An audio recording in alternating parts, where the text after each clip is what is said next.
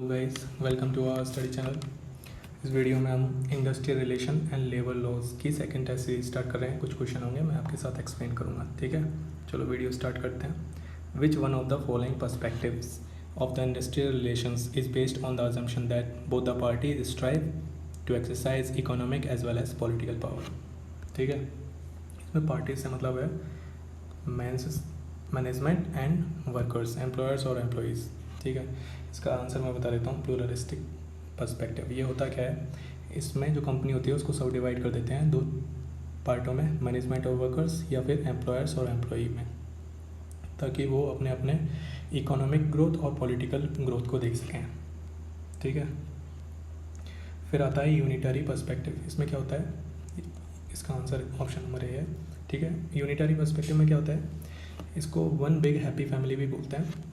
इसमें जो मैनेजमेंट होता है, वर्कर होते हैं, जो भी सारे लोग होते हैं, वो सिर्फ कंपनी के ओवरऑल बेनिफिट को देखते हैं। कंपनी का एक गोल होता है, उसकी ग्रोथ को देखते हैं।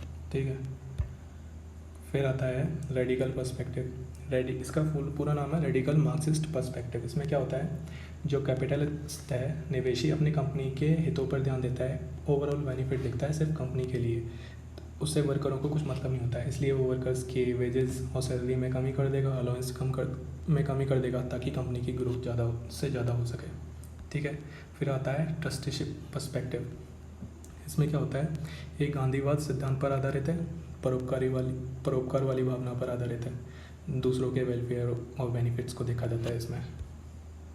ठीक है, second question is the assumption that man is selfish and self-centered and always try to achieve his own ends even at the cost of others. Explain which theory of labor welfare. कौन सी theory labour welfare की ये explain करती है कि आदमी एक man selfish है और वो अपने गोल को अचीव करने के लिए किसी भी हद तक जा सकता है। इसका आंसर है पुलिस थ्योरी। पुलिस थ्योरी में होता है ये। ठीक है, फिर आता है पैलेकेटिंग थ्योरी। इसमें क्या होता है,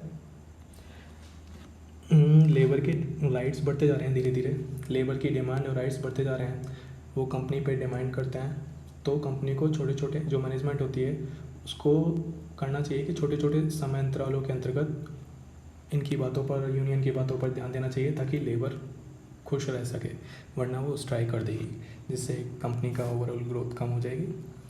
इसलिए ये भी इम्पोर्टेंट है।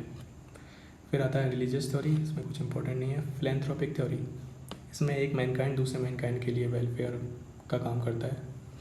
ठीक है, ये दो इम्पोर्टेंट है, ऑप्शन ए और बी, और इस क्वेश्चन का आंसर था ऑप्शन नंबर इज बी।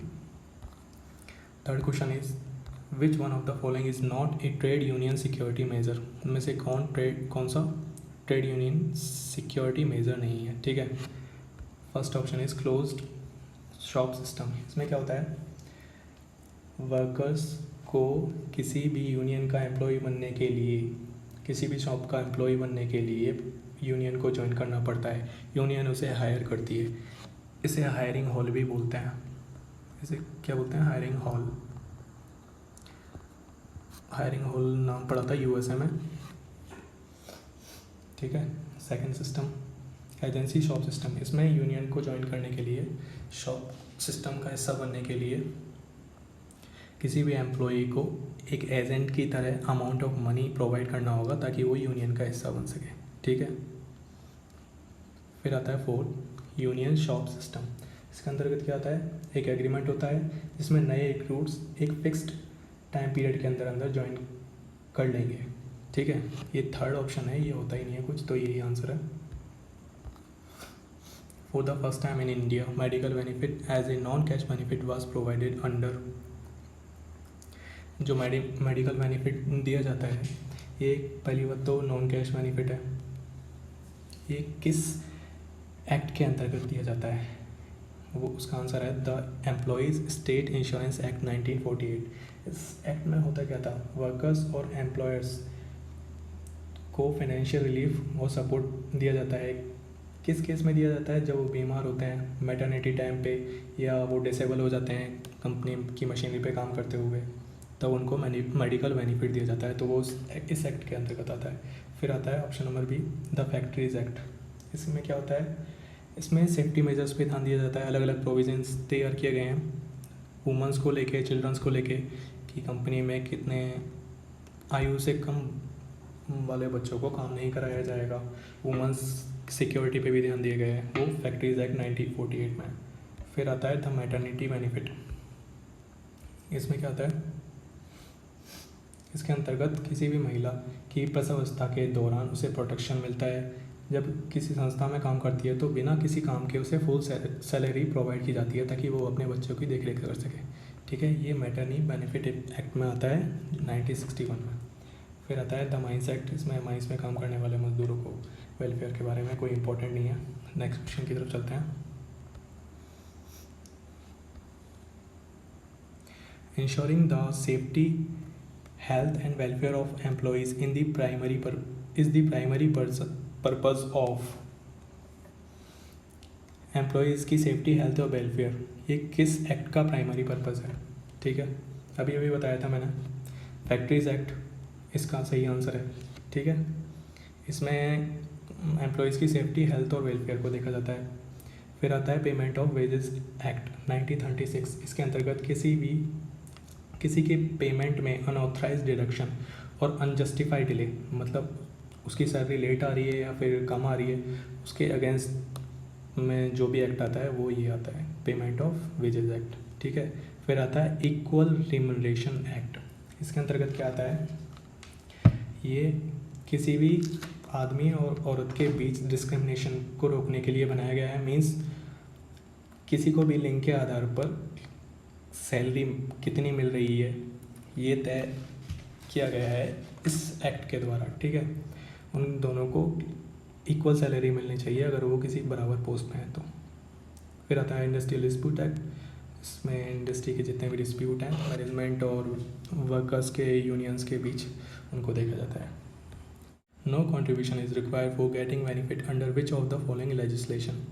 किसी बेनिफिट को पाने के लिए किसी भी कंट्रीब्यूशन की ज़रूरत नहीं है। किस एक्ट के अंतर्गत आता है ये आता है मैटरनिटी बेनिफिट एक्ट। क्या है, इसमें मैटरनिटी टाइम के दौरान किसी भी महिला को फुल सैलरी प्रोवाइड की जाएगी।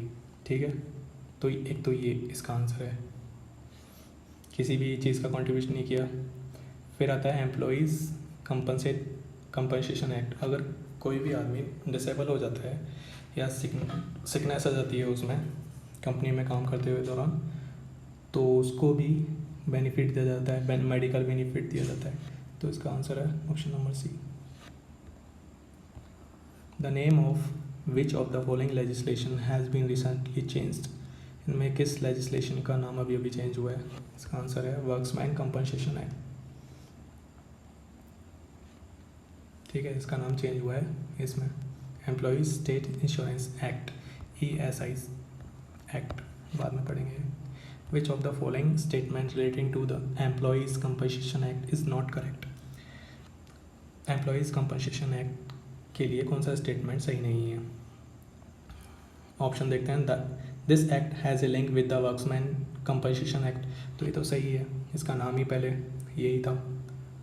ठीक है, ऑप्शन ए सही है। This act is the outcome of the amendment that was made to the workmen's compensation act, ये भी सही है, ये दोनों सही है। This act does not have any provision relating to temporary disablement of workman, तो ये तो गलत है ना। इसके अंदर, इस एक्ट के अंदर तो प्रोविज़न है कि डिसेबल हो जाए कोई वर्कमैन तो उसको बेनिफिट दिया जाए, तो ये इसका आंसर होगा। चौथा भी देख लेते हैं। This act has a provision relating to permanent partial disablement, तो ये भी सही है, इसका आंसर है option number C. Under workmen's compensation act 1923 which of the following are considered as dependent of deceased workman for the purpose of paying compensation. इस act के अंतर्गत किसी भी मरे हुए वर्कमैन का कंपनसेशन किसको दिया जाएगा? इस क्वेश्चन के ऑप्शन मैंने दिए नहीं हैं, तो इसका आंसर बताइएगा। इसके आंसर सारे ही होंगे, ठीक है, सबको ध्यान से पढ़ लेना। इन सबको कंपनसेट किया जा सकता है उस आदमी के लिए, ठीक है। Under this act employer shall not be liable to pay compensation in respect of any injury which does not result in total or partial disablement of the workman for a period exceeding space days, कितने दिनों के बाद किसी को compensate नहीं कर सकते अगर वो आदमी डिसेबल हो जाए संस्था में काम करते हुए, कितने दिनों के बाद? इसका आंसर है 3 दिन बाद। 3 दिन बाद कंपनी उसे कंपनसेट नहीं करेगी अगर उसने रिपोर्ट बताई नहीं कंपनी को। तो creation of a political fund by trade unions under the trade union act is, जो पॉलिटिकल फंड है ये ऑप्शनल है, इसमें कोई पैसा जमा कराना चाहे या नहीं कराना चाहिए ऑप्शनल है, उसके ऊपर है, ठीक है। Under this act employ shall not be liable to pay compensation in respect of any injury not resulting in death और permanent total disablement caused by an accident. अगर कुछ भी मिसफॉर्चून हो जाता है किसी भी वर्कमैन के साथ तो कंपनी उसे कब कंपनसेट नहीं करेगी, ऐसी कौन सी कंडीशंस हैं? Under the influence of drinks और ड्रग्स, अगर उसने ड्रग किया हो खुद को, या फिर किसी भी ऑर्डर को डिसओबे किया हो, या फिर किसी भी सेफ्टी मेजर का जो कंपनी ने बनाया है उसका ध्यान नहीं रखा हो, या फिर उस सेफ्टी डिवाइस को फॉलो नहीं किया हो। तो इसका आंसर है ऑल ऑफ दी अबव, ठीक है। आज की वीडियो यहीं ख़त्म होती है। अगर आपको ये वीडियो अच्छी लगी हो तो प्लीज़ लाइक करना ना भूलें, शेयर करना, सब्सक्राइब करना, ठीक है। Thank you.